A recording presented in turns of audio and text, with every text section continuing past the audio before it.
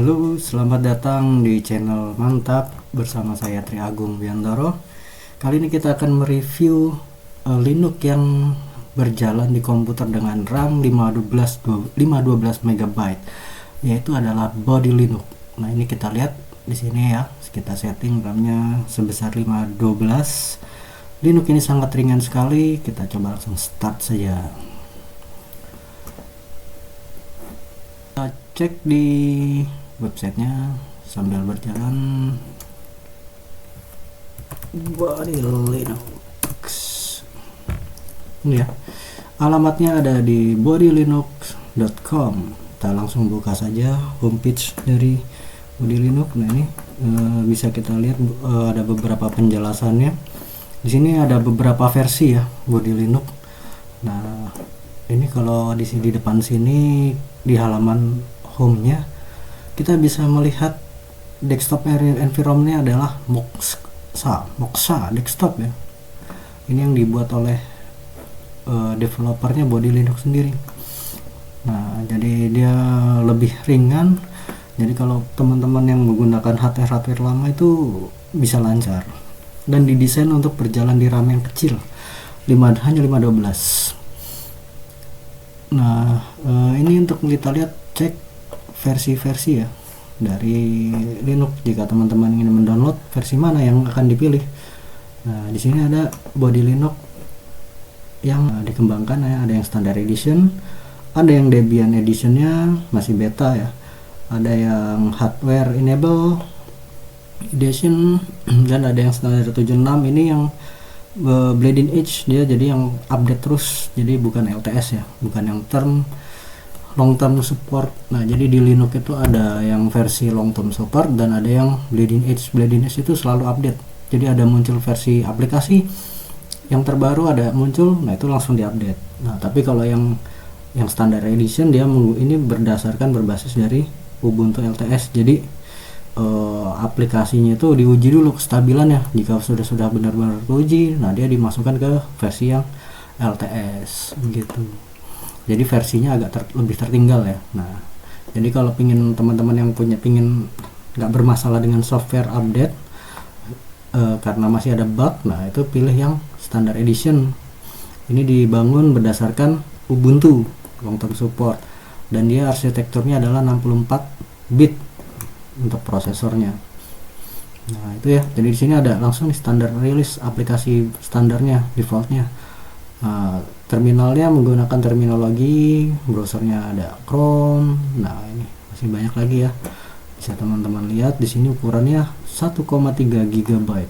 Lumayan untuk downloadnya. Tapi kalau untuk sekarang, untuk internet sekarang kecil lah ya. Nah, terus di sini ada juga yang dibangun berdasarkan Debian.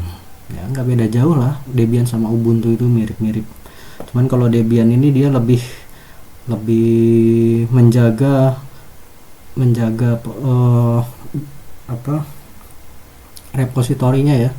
Jadi hanya software yang free yang digunakan Debian. Nah, kalau mau menggunakan software yang proprietary yang punya kepemilikan dari yang closed source, nah itu bisa, tapi dengan sedikit pengaturan. Nggak banyak, hanya sedikit pengaturan di repositorinya. Terus ada hardware enable. Nah, ini yang untuk hardware yang keluaran terbaru.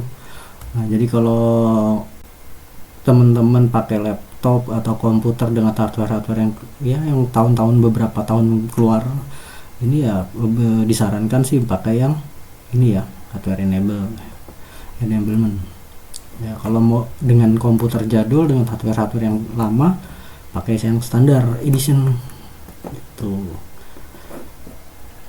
Nah, ini ada keterangannya 76, dia yang versi yang more bleeding edge ya. Jadi bleeding edge ini selalu update versi yang terbaru. Oke, nah ini aplikasinya yang sudah diuji di Bleeding Linux, di Body Linux. Nah, ya, jadi kalau hanya untuk penggunaan standar Office ya sudah lumayan lah untuk Body Linux ini, untuk di komputer yang lama. Oke, langsung saja. Ini sudah running ya tadi. Nah, ini halaman tampilan depannya. kita login. Lumayan cantik ya tampilannya ya, enak di mata. Warna perpaduan warnanya itu hijau hitam. Nah ini bootingnya dengan desktop environment Moxwa. Nah ini ada lucunya, kalau di body Linux ini menu-menu itu ditampilkan dengan klik kiri. Biasanya untuk menampilkan menu kita kan kalau di distro yang lainnya atau di Windows itu bisa menggunakan klik kanan, tapi kalau ini dengan menggunakan klik kiri. Nah, jadi kalau klik kanan cuman ini favorit apps-nya aja kalau yang di klik kanan. Kalau menu-menunya ada di klik kiri. Nah ini ada application ya, grafik segala macam, ada setting yang bawaannya. Nah ini kita perbesar dulu. Kalau untuk merubah resolusi seperti ini ya, ini resolusinya masih kecil. Kalau kita mau merubah resolusi itu gampang. Application, ada di preference, monitor setting, jalannya klik kiri juga ya, jadi klik kiri. Jadi kalau di mobil itu ada one handle, mungkin di komputer nanti bisa menggunakan one click. Terus kita pilih output, VGA, resolusi. Nah ini kita pilih resolusinya yang sesuai dengan laptop komputer teman-teman. Nah kita pilih yang berapa ya di sini, coba ini dulu. Nah klik checklist ini ya, tanda checklist ini ya, untuk memulai apply nya. Oke, segini kurang nggak? Ini tadi 800, kita coba yang 960. Segini aja ya. Itu untuk file manajernya dia tadi pakai tuner ya, ini yang dipakai di XFCE juga, di desktop environment XFCE. Jadi ringan, sangat lightweight, sangat ringan. Nah itu untuk melihat root foldernya.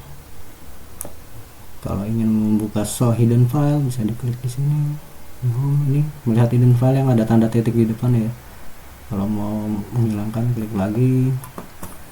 Tampilannya juga, temanya ya sudah enak lah dilihat ya. Wallpapernya cantik, perpaduan warna-warnanya ini enak juga. Jadi ya di mata kita sebagai pengguna, dengan mata ini lebih enak. Nah kalau untuk start itu sebenarnya nggak perlu ke ujung sini ya, nggak perlu ke icon start yang di bawah sini. Bisa juga langsung aja di layarnya aja, lebih enak dengan klik kiri, bukan klik kanan, klik kiri. Klik teman-teman mau buka apa di sini. Jadi ada grafik bawahnya, ada iPhoto, internetnya, browsernya menggunakan Chromium. Coba kita buka. Tapi bukan berarti kita nggak bisa install browser yang lainnya ya. Itu ini ya, ini browsernya, Chromiumnya. Ya bagus lah kalau untuk kita internetan. Coba kalau kita jajal untuk install aplikasi ya. Untuk install aplikasi, kalau yang teman-teman biasa di Ubuntu itu ada beberapa cara ya. Coba ada editor nggak ini, biar enak ngetiknya. Oh nggak ada. Kita install ya, install dulu lah jajal. Kita ingin install aplikasi ini ya, bisa dari sini ya. Kita bisa pakai aplikasi yang namanya Sypnetic Package Manager. Ini kita masukkan password ya, usernya. Nah ini dia muncul. Nah ini kalau dengan tampilan yang grafis. Sebenarnya kalau teman-teman yang udah terbiasa dengan Android ya, dengan Android itu sangat mudah. Synaptic ini bisa, kalau dibandingkan dengan Android, dia sama dengan Google Play kalau di Android.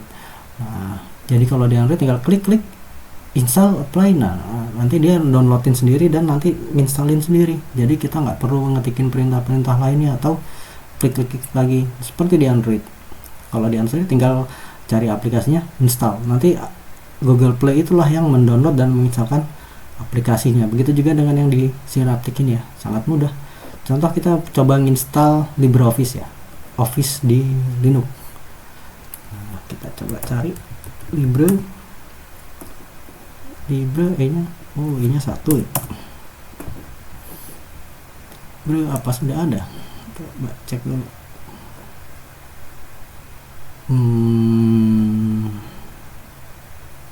Belum di sini.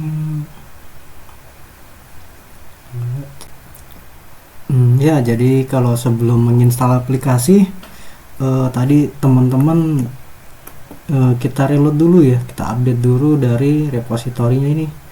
Nah, jadi masuk ke Synaptic tadi, bisa setting ke repository, terus di sini ada, terus kita oke.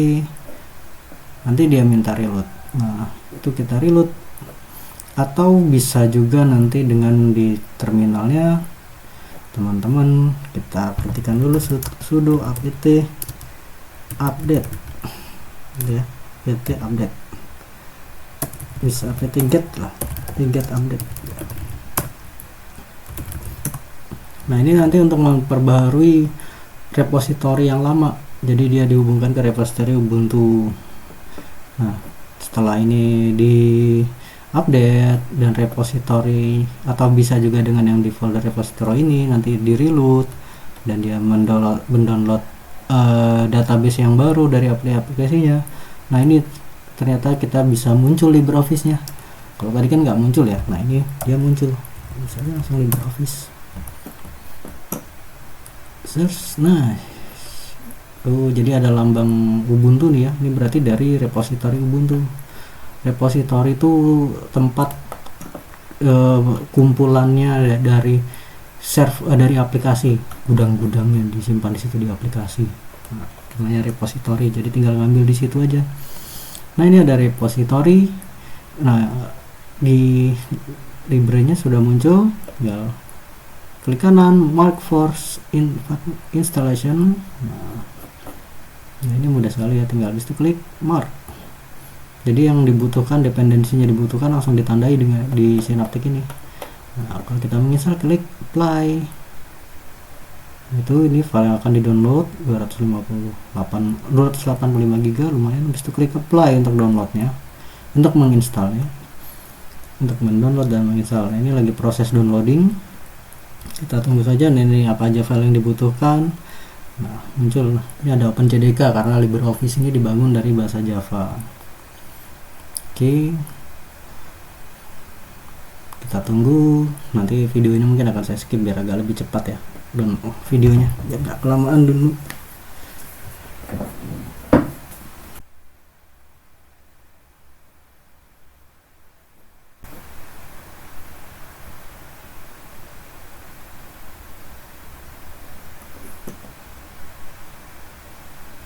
Nah, ini tadi dia Synaptic-nya sudah selesai download. Nah, ini sekarang dia proses langsung installin dari yang sudah di download tadi.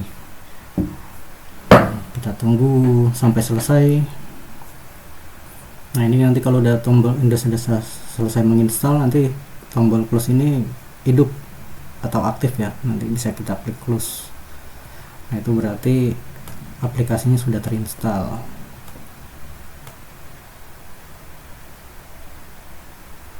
Oke, nah ini sudah successful apply and change, sudah selesai diinstal ya.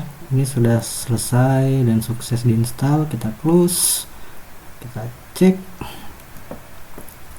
sudah berjalan atau belum, ya, sudah terinstall atau belum, dan bisa digunakan atau tidak LibreOffice-nya. Close Synaptic-nya, kita close semua aplikasinya biar nggak berat. Nah, gitu. Terus lagi tutup. Nah, kita cek application ada di ini mana Office-nya sudah muncul. Nah, ini LibreOffice Writer ini kayak Word ya, klik. Ini sedang jalan. LibreOffice berjalan sukses ya. Jadi LibreOffice-nya berjalan. Teman-teman bisa ngetik misal kita save jajal file, save as. Sabar ya, makamnya kecil, simpan di dokumen, ganti namanya, coba writer, extensionnya ODT atau mau jadi Word ya. Save, selesai, kita close. Buka dengan tunar file manager untuk melihat filenya.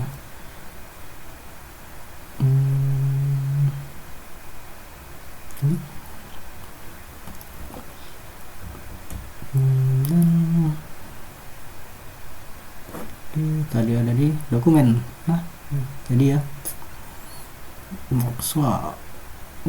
Sebelah kanan ini ada workstationnya ya, atau tempat kerja, ruang kerjanya nih ada di sini nih, workspace. Nah, jadi di sini kalau kalian mau mengkategorikan aplikasi di sini ada. Misal di sini hanya untuk file manager, atau di workspace yang kedua kalian ingin terminal, dan di yang workspace ketiga aplikasi lainnya. Nah itu ya, tinggal diklik aja workspace-nya dia. Jadi lebih mudah kerjanya, productivity kita. Nah ini kita close, masih ada, kita close file, close. Terus kita apa lagi, coba di sini ada aplikasi apa lagi, ada sound and video. Nah ini aplikasi video belum ada. Kalau saya sukanya pakai VLC. Nah tadi kan kalau kita install pakai Synaptic ya, nah tadi kita installnya pakai Synaptic aplikasi, install LibreOffice nya. Nah kita cek lagi, masukkan password.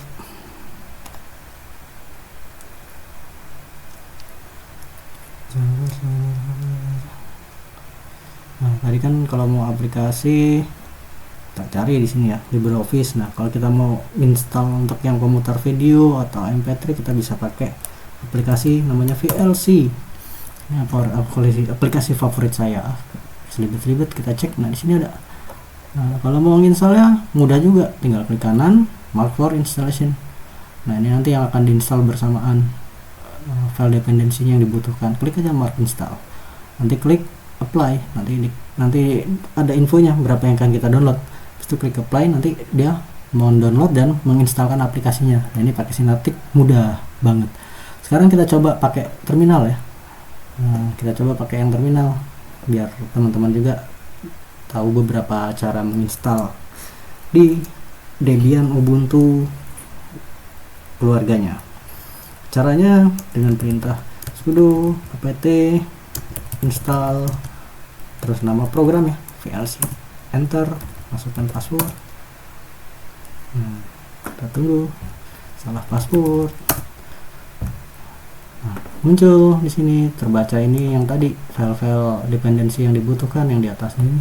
Nah ini after this operation. Nah setelah operasi ini kita akan menggunakan 268 MB dari harddisk kita tuh ya. Nah sekarang kita download, kita klik Y. Untuk melanjutkan menginstal itu klik ketik Y atau ketik N. N itu no, Y yes. Tentunya kita menginstal diketik Y ya, Y enter. Ini dia lagi menghubungkan ke repository. Ini lagi download. Kecepatan internetnya di sini, kecepatan downloadnya, dan waktu yang dibutuhkan di sini. Tuh kita tunggu.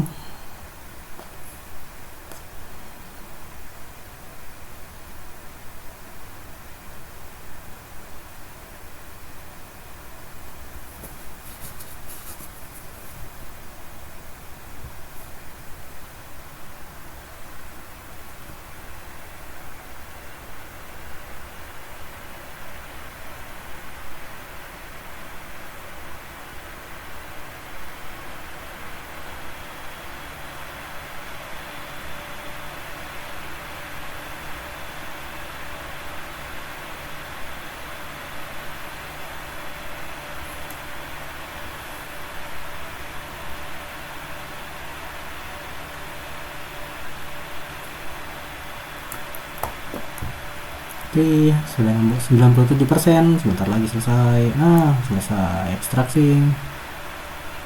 Ini lagi unpacking. Unpacking ini dia sekaligus menginstal.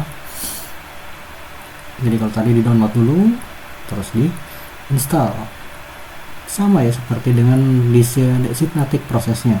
Tapi kalau terminal ini dia berbasis command line interface, hanya teks-teks saja. Kita harus mengetikkan perintah. Kalau di Synaptic tadi kita harus bisa menggunakan tampilan grafik.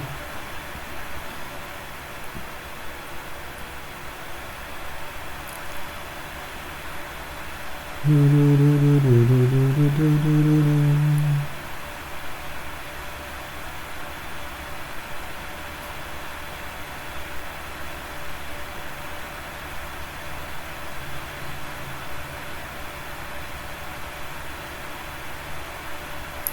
selesai. Coba kita cek sudah adakah Sirotik application sound video. Nah, ini muncul ya VLC-nya.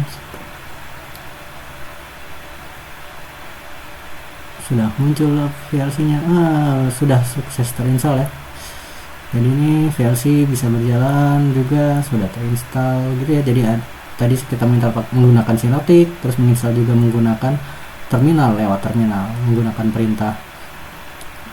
Sekarang kita coba ada satu lagi, sebenarnya kita cek lagi menginstal menggunakan browsernya, langsung menggunakan App Center-nya ini berbasis browser, jadi ada di halaman website body Linux-nya langsung. Kalau di Ubuntu dia ada aplikasinya sendiri, App Center. Nah, ini App Center ini kalau di Ubuntu. Tapi kalau di body Linux itu dia harus ada di websitenya. Klik. Nah, ini body Linux di App Center. Kita coba jajal install apa ya. PDF reader aja. Ada apa aja sih? Nah, ini ada Okular. Favorit saya nih untuk baca PDF itu Okular. Coba kita minimize, kita pastikan Okular ini belum terinstall ya. Kita pastikan Okular ini belum terinstall. Cek setting application Office. Nah, belum ada ya. Okular atau di grafik tidak ada juga, di Office tidak ada juga. Nah, sekarang kita install melalui dari App Center-nya. Klik Okular.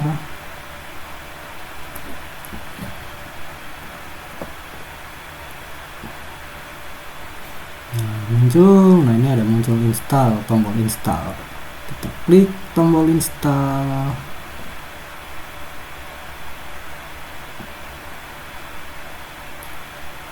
Muncul. Do you wish to install Okular? Yes. Kita tunggu ada perintah apa lagi. Masukkan password. Kita masukkan password kita. Baik. Jadi kalau kita lewat pakai browser, misalnya browser ini jangan ditutup ya. Nah, ini dia download dan menginstal. Tuh, apa lagi nih? Udah muncul kah? Ada perubahan kah?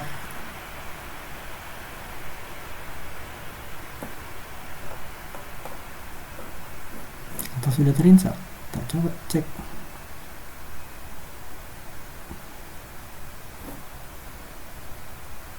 Application Office belum, grafik belum. Masih ada proses ternyata. Download package-nya. Kita tunggu. Sabar ya.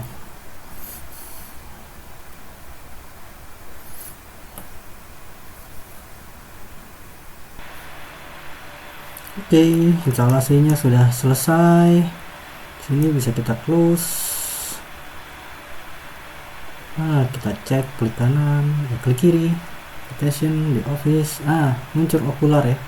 Jadi ada di Office, dia di grafik juga muncul. Agak boros ya, tapi nggak apa-apa lah, biarin suka-suka dia. Klik Okular, kita jajal buka. Ya, Okular ini untuk baca file PDF, termasuk salah satu aplikasi favorit saya untuk membaca file-file PDF. Ya, oke, dia dapat berjalan lancar di sini. Tutup. Okular. Quit. Oke, coba kita lihat. Jadi kalau teman-teman mau cek aplikasi apa aja, nah itu bisa langsung dari App Center-nya yang ada di websitenya. Nah itu, jadi kalau mau diklik App Center ini. Kita coba sedikit lihat-lihat ya. Apa aja sih?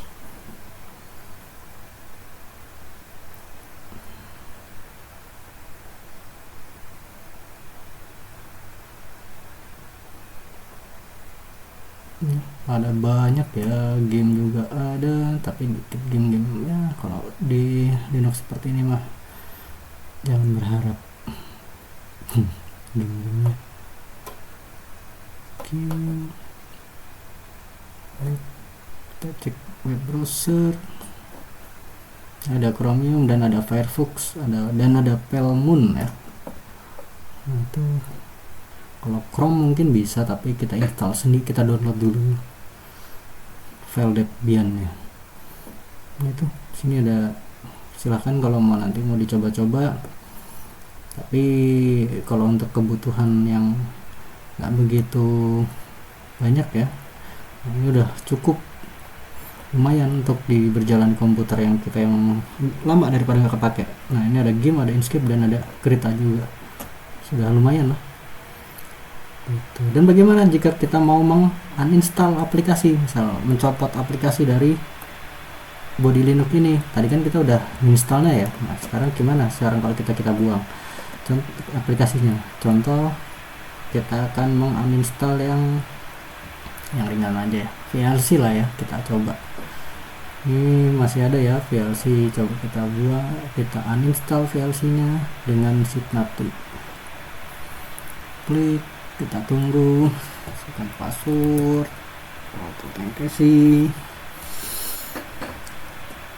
kita tunggu lagi agak lama, sabar, klik search.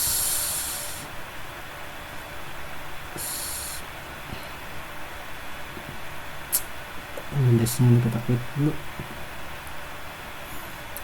klik search VLC, search, cari VLC di bawah. Nah, ini untuk membuangnya ya, menguninstallnya, klik kanan, mark for complete removal atau mark for removal. Setelah itu klik apply.